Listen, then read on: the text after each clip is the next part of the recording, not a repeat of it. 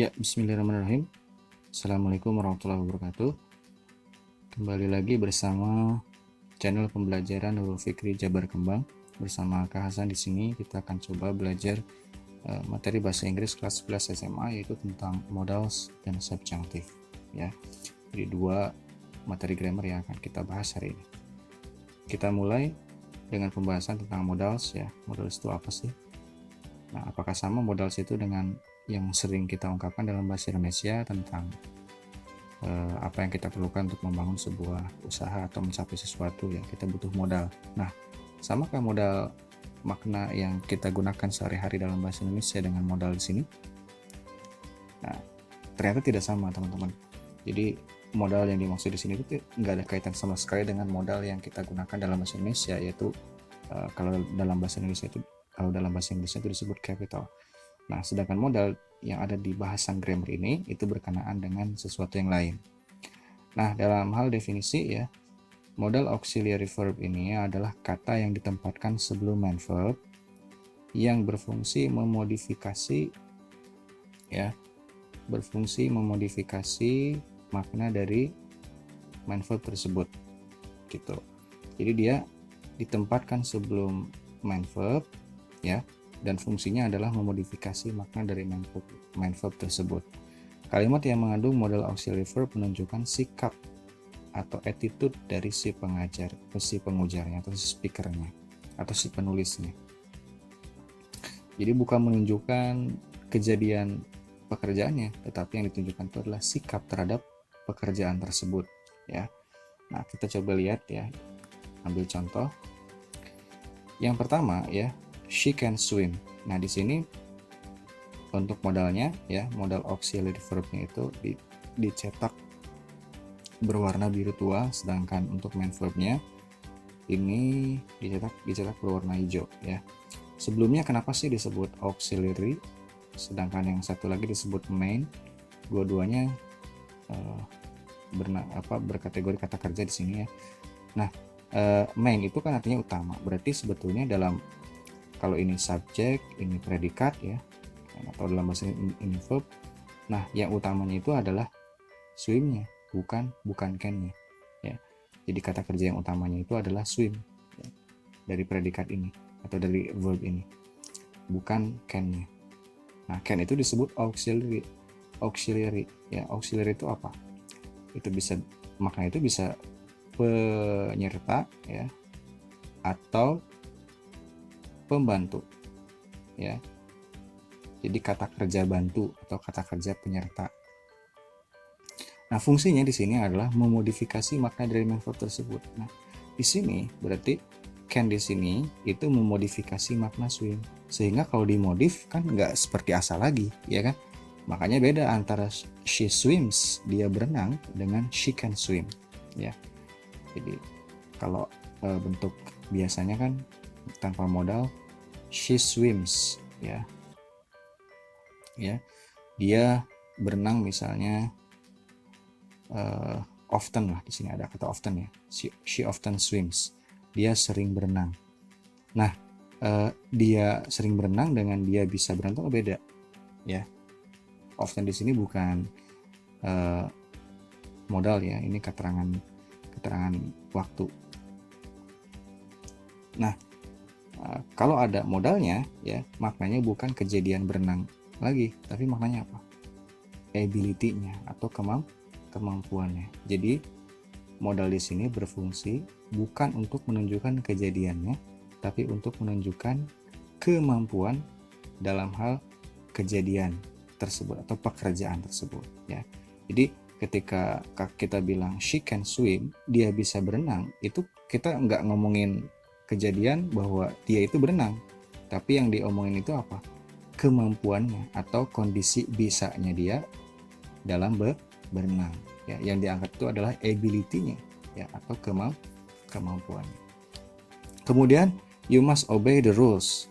Kamu mesti menaati aturan-aturan itu, mematuhi aturan-aturan itu. Nah, yang diangkat dari kalimat ini bukan kejadian, bukan kenyataan bahwa kamu menaati atau mematuhi aturan-aturan tersebut, tapi yang diangkat di sini adalah kondisi kemestiannya atau keharusannya atau kebutuhannya kamu ya untuk menaati aturan-aturan tersebut ya. Jadi sekali lagi yang diangkat itu bukan kejadiannya ya, sebagaimana sebelum ada modal ya, tapi yang diangkat itu adalah kemestiannya ya. Kemudian yang ketiga, you should go to the doctor. Kamu sebaiknya pergi ke dokter. Nah, ini juga sama ya.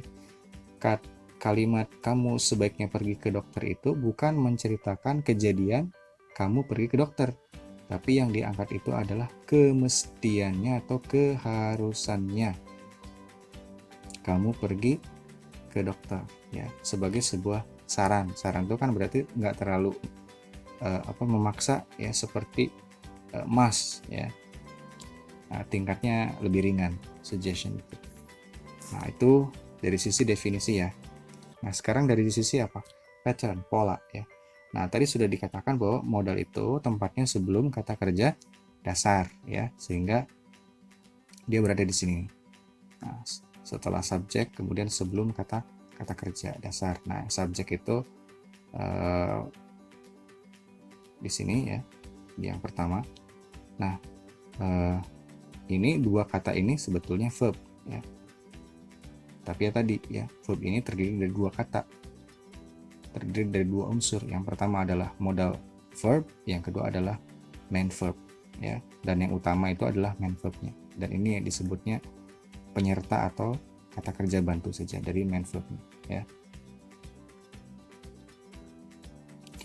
Nah, sekarang kita coba ya, setelah kita mengetahui polanya seperti ini, pola dasarnya ya, mudah ya, cuma 3 unsur, kita hafalin aja itu posisinya, dan kalau kita sering latihan sebetulnya jadi gampang ya, kita bisa hafal dengan sendirinya tanpa harus dihafalkan. Nah, kita sekarang coba ya pelajari satu-satu maknanya. Sebetulnya ada banyak ya maknanya, cuman di sini kita akan coba bahas beberapa ya. Yang penting itu sebetulnya kita tahu polanya ya, dan nanti baru kita pelajari maknanya satu-satu.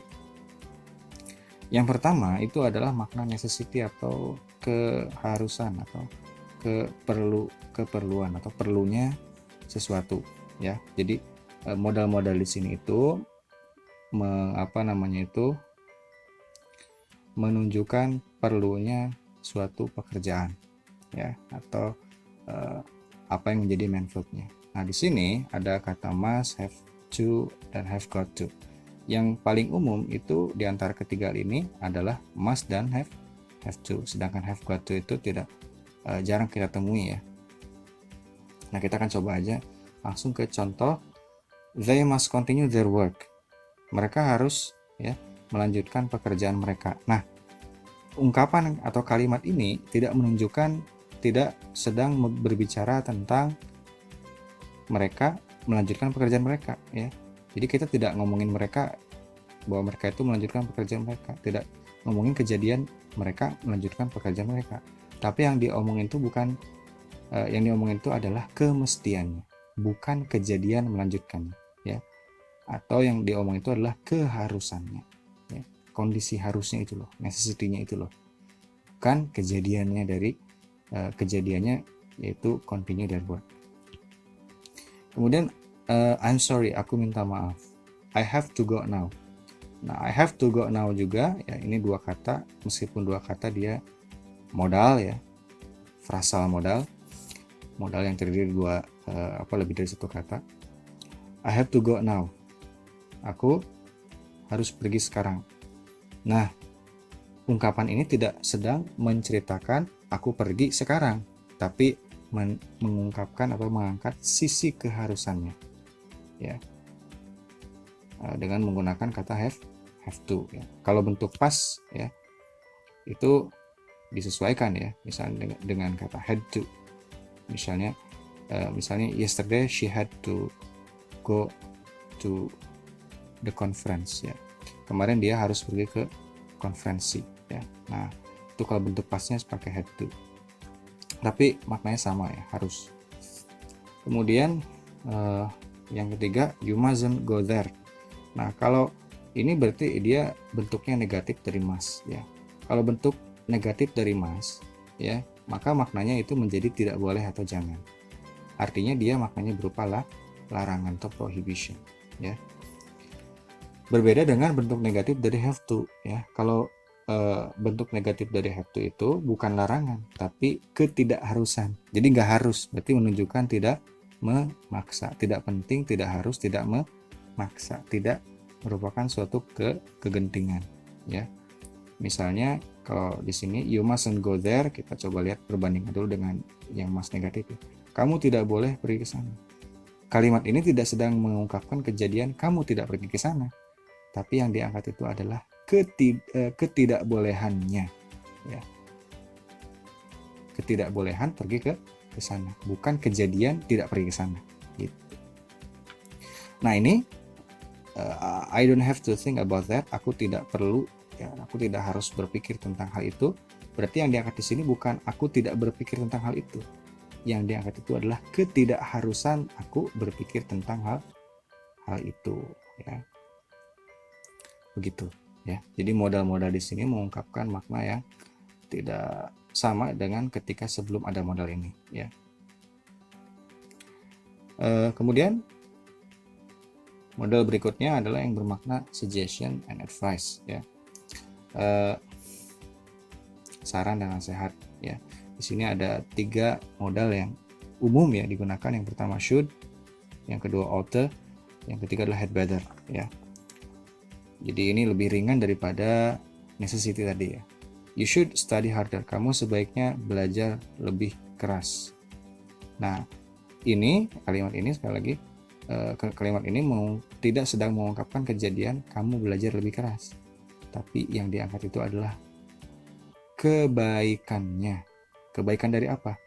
Dari belajar lebih keras, atau sesuatu yang sebaiknya dilakukan, gitu, dari kamu, yaitu belajar lebih keras. Jadi keharusannya, tapi keharusan yang lebih ringan daripada necessity tadi, ya, di bagian sebelumnya.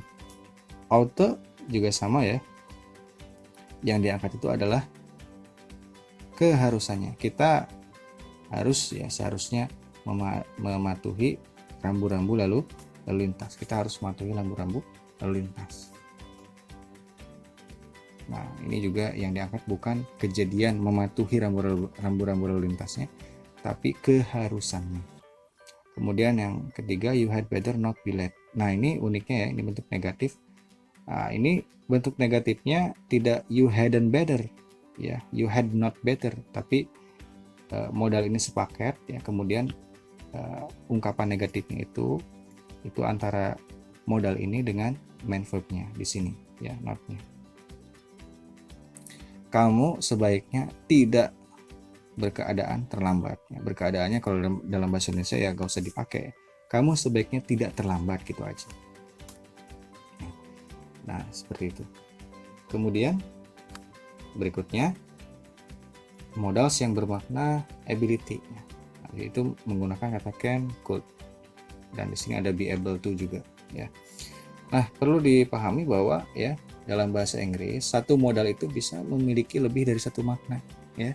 Misalnya di sini digunakan kata can, could, ya. Sebetulnya can, could ini tidak monopoli digunakan untuk makna ability aja, tapi juga bisa jadi maknanya adalah probability, kemungkinan, atau bisa juga fungsinya misalnya untuk minta tolong. Could you please close the door, ya. Could you close the door please? Bisakah kamu tutup pintunya? Nah, bisa di sana tuh bukan urusan mampu atau nggak mampu atau ability, tapi itu adalah konteksnya adalah asking for help, ya, meminta tolong, gitu. Bagaimana kita milih makna dari kata can dan could ini, misalnya, ya? Makna mana yang benar? Apakah ability, probability, atau asking for help? Tergantung kepada konteksnya, ya. Kalau kita sering menggunakan bahasa tersebut, ya, sering membaca ungkapan-ungkapan dalam bahasa Inggris, kita bisa dengan mudah, ya, membedakannya. Seperti mudahnya kita membedakan antara makna bisa sebagai mampu dengan bisa sebagai racun ular, ya. Itu gampang banget, ya. Kalau kalimatnya dia terkena bisa ular, ya berarti bisa di sana adalah racun. Tapi kalau dia bisa terbang, berarti bisa di sana adalah ability atau kemampuan, begitu. Jadi konteks bisa menentukan kita bisa membantu kita dalam memilih makna yang tepat ya. Nah, kemudian di sini kita langsung saja ya. Contoh-contohnya, he can swim, dia bisa berenang. Nah, yang diangkat dari kalimat ini bukan kejadian berenangnya, tapi kemampuannya ya, kemampuan dia dalam berenang. Dan ini kalau can biasanya menunjukkan durasi waktu yang agak permanen ya. Misalnya paling tidak masa kini dan masa depan, dan mulai dari masa lalu. Sedangkan pakai couldn't yaitu pakai could yaitu menunjukkan kejadiannya, kemampuan yang berbicara tentang masa lalu ya. I couldn't understand it berarti kejadian tidak pahamnya itu di masa lalu. Nah, ketika dikatakan I couldn't understand it, aku tidak bisa memahaminya, itu tidak sedang berbicara aku tidak memahaminya, tapi yang diangkat itu adalah ketidakmampuannya, bukan ketidakmemahamiannya gitu ya. Tapi yang diangkat di sini adalah ketidakmampuannya, couldn't ya. Ahmad was able to solve the problem. Ahmad mampu memecahkan masalah tersebut. Nah, ini modal 3 kata ya.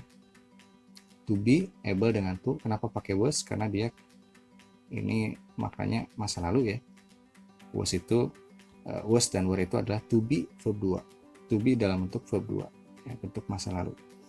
Nah, di sini yang diceritakan adalah kejadian yang terjadi di masa lalu, itu Ahmad was able to solve that problem. Yang diangkat di sini bukan Ahmad memecahkan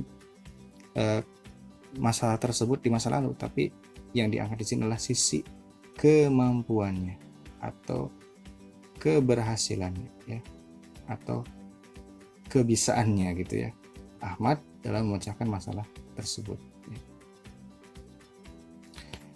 Kemudian repeated actions in the past, tindakan-tindakan yang berulang di masa lalu ya. Itu bisa menggunakan would dan used to ya. Ini kejadian sesuatu yang biasa, tapi kebiasaan tersebut berlaku tidak sampai sekarang, tapi di masa lalu. Contoh misalnya when she was a child, ketika dia perempuan sini maksudnya ya, dia masih anak-anak ya. Her father, ayahnya, would read her a story from the Quran at night. Ayahnya biasa ya, di sini would ini menunjukkan kata biasa. Biasa membacakannya sebuah kisah dari Al-Quran pada malam hari. Nah, ini kalau kalimat seperti ini berarti dia tidak sedang menceritakan kejadian membacanya, tapi kondisi biasanya ya, kondisi biasanya yang terjadi di masa lalu ya. Kemudian I used to read books when I was your age. Aku biasa membaca buku-buku ketika aku seusiamu ya. Yang di sini juga disama ya, yang diangkat itu adalah kebiasaannya, tapi yang terjadi di masa lalu ya, seperti itu. Kemudian preferensi ya, pilihan. Nah, di sini biasa menggunakan would rather ya. Jadi preferensi itu artinya mengangkat kecondongan seseorang terhadap satu dibandingkan yang lain ya. Nah, pilihan-pilihan seseorang terhadap yang lain. Contohnya misalnya I would rather go to the library than stay here ya. Aku mendingan pergi ke perpustakaan daripada tinggal di sini saja ya, atau diam di sini saja ya. Nah, itu kan berarti ada dua kejadian yang mana yang satu dipilih ya terhadap yang lainnya. Oleh siapa? Oleh si subjek ini, I ya. Jadi pilihan ya. Nah, berarti kejadian ini tidak sedang mengangkat peristiwa perginya, tapi yang diangkat itu adalah kecondongannya terhadap kejadian pergi ya, bukan kejadian perginya yang diceritakan, tapi kecondongannya atau preferensinya.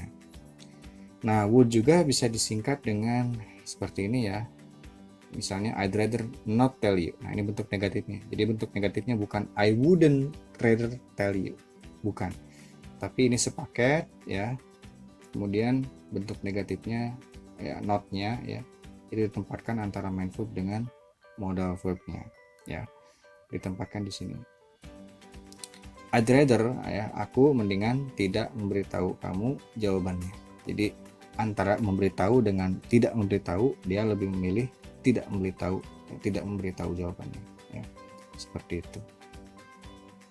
Nah, itu diantara makna-makna dari modal ya yang kita akan bahas hari ini karena waktu yang terbatas ya.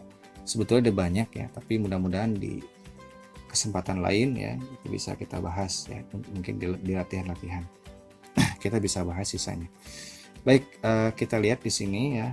Coba, do you think you can bla bla bla it gitu ya. Nah, di sini ada subjek.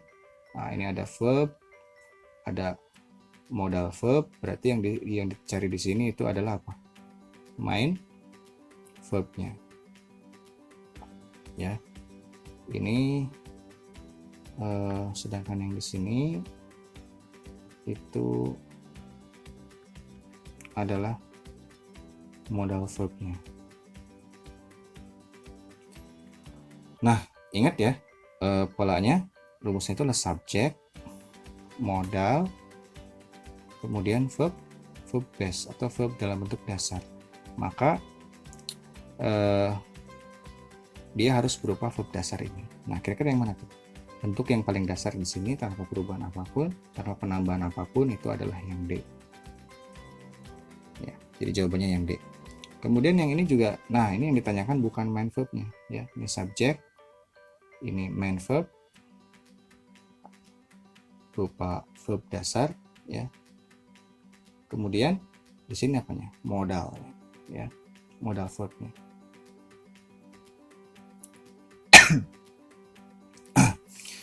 You bla bla bla introduce me to her. Kamu titik-titik ya. Kamu bla bla bla mengenalkanku kepadanya. Kita sudah bertemu. Berarti di sini kira-kira maknanya apa tuh? Kamu harus mengenalkanku kepadanya. Kita sudah bertemu. Nyambung nggak? Kurang nyambung ya. Kamu bisa mengenalkanku kepadanya. Kita sudah bertemu. Ini juga kurang nyambung. Nah, yang paling nyambung itu adalah yang ini nih. Karena sudah bertemu, maka perlu nggak dikenalkan? Nggak perlu ya. Kalau sudah bertemu berarti kamu sudah pernah kenal gitu ya. Nah, berarti tidak perlunya sesuatu atau makna lack ya of necessity. Tidak perlunya sesuatu yaitu bisa menggunakan bentuk don't have to. Beda dengan must, kalau must tidak boleh. Jangan gitu ya, haram gitu. Tapi kalau misalnya don't have to tidak harus, artinya tidak perlu ya. Baik, itu untuk yang pertama ya, materi pertama kita tentang modal. Mudah-mudahan bisa dipahami dan bisa diresapi ya dalam pikiran. Harus banyak latihan supaya bisa terbiasa ya. Kita akan lanjut ke materi yang berikutnya, itu subjunctive ya. Apa itu subjunctive? Kalimat dengan subjunctive verb ya, itu digunakan untuk menekankan pentingnya atau mendesaknya sesuatu ya. Jadi makna subjunctive itu adalah kegunaannya itu adalah untuk mengungkapkan bahwa sesuatu itu penting atau mendesak ya. Contoh misalnya di sini I insisted, aku mendesak ya. Mendesak di sini artinya menekankan, mendesak lah, yang lebih cocok ya. Tapi kejadiannya dia menggunakan verb 2. Berarti kejadian di masa lalu. Aku mendesak bahwa agar dia take my sister to the hospital. Dia membawa saudara perempuanku ke rumah sakit. Nah, perhatikan di sini. Ini subjek ya, ini verbnya. Nah, perhatikan, he itu kan kalau simple present harusnya pakai s kan. He takes, itu kata kerjanya mestinya pakai s, tapi enggak. Kenapa? Karena rumus untuk subjunctive verb itu bentuknya mesti verb base atau verb dasar ya. Jadi bukan verb 1. Kalau verb 1 itu disesuaikan dengan subjeknya. Kalau he berarti takes. Kalau I, you, they, we nggak pakai s ya. I take, you take, we take ya, they take. Tapi kalau he, she, it itu harus pakai s. Itu kalau verb 1. Tapi kalau bentuk verb dasar itu tidak mengalami perubahan apa-apa, bentuknya murni ya. Dan memang subjunctive verb itu menggunakan verb base ya. Kemudian our parents advise that we follow the right path. Orang tua kita menasehati agar kita mengikuti jalan yang benar. Nah, ini bentuk negatifnya. It is important adalah penting that she not know the fact. Nah, ini untuk bentuk negatifnya juga bukan menggunakan she doesn't know, tapi langsung aja not know ya. She not know. Adalah penting bahwa dia tidak tahu kenyataan tersebut. Nah, bagaimana dengan pasif? Kalau pasif itu rumusnya dengan be ditambah verb 3 ya. Jadi be itu adalah verb base dari to be ya. Kalau verb satunya kan am, is atau are. Verb 2-nya was atau were. Verb 3-nya been ya. Verb ing-nya being. Nah, verb infinitifnya atau verb base-nya, verb dasarnya itu adalah be. Ya. Nah, it is necessary adalah perlu ya, bahwa dia be told, diberitahu ya, the truth, kebenaran tersebut. Told itu adalah verb 3 dari kata apa? Tell ya, memberitahu. Tapi kalau be told, diberitahu kebenarannya, the truth ya, itu bentuk pasifnya. Nah, polanya sebagaimana sudah dikatakan tadi ya, untuk subjunctive lebih umum digunakan dalam American English ya. Yang tadi kita sudah lihat di American English bentuknya adalah biasanya ada that-nya ya, kemudian ada subject, kemudian di sini ada verb base langsung ya, verb base. Kemudian dalam British English ya, itu biasanya digunakan adalah bentuk should tambah verb base. Jadi sebelum verb base ini ada should, itu aja bedanya sebetulnya, nggak ada yang lain ya. Ada penambahan kata should aja di sini. I suggest that she should study harder. I recommend that he should not be late. Gitu. Nah, main clause-nya seperti apa aja yang digunakan dalam yang diikuti oleh subjunctive ya? Itu antara lain ini: recommend, ya, suggest, advise, comment, insist, require, request, ya, that, setelahnya ada that ya. Atau dimulai dengan main clause, it is important that, adalah penting bahwa bla bla bla, it is necessary that, gitu, dan lain-lain seperti itu. Nah, setelahnya itu menggunakan klausa yang menggunakan subjunctive verb. Nah, kita lihat di sini sedikit latihan. Do you recommend that? Apakah kamu merekomendasikan bahwa atau agar I bla bla bla early? Nah, apa kira-kira di sini? Ingat bahwa subjunctive verb ya.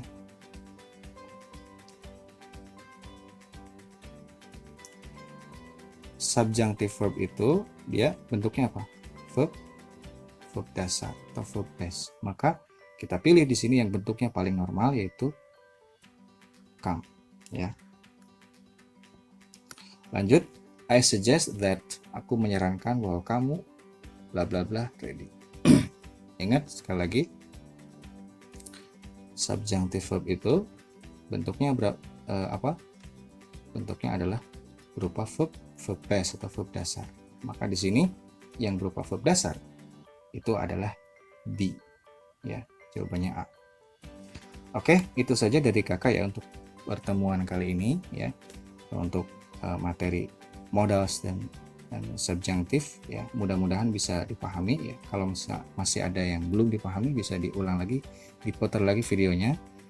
Dan kalau misalnya masih ada yang belum jelas ya, bisa ditanyakan ke komentar di bawah ini atau ke nomor kakak ya. Assalamualaikum warahmatullahi wabarakatuh.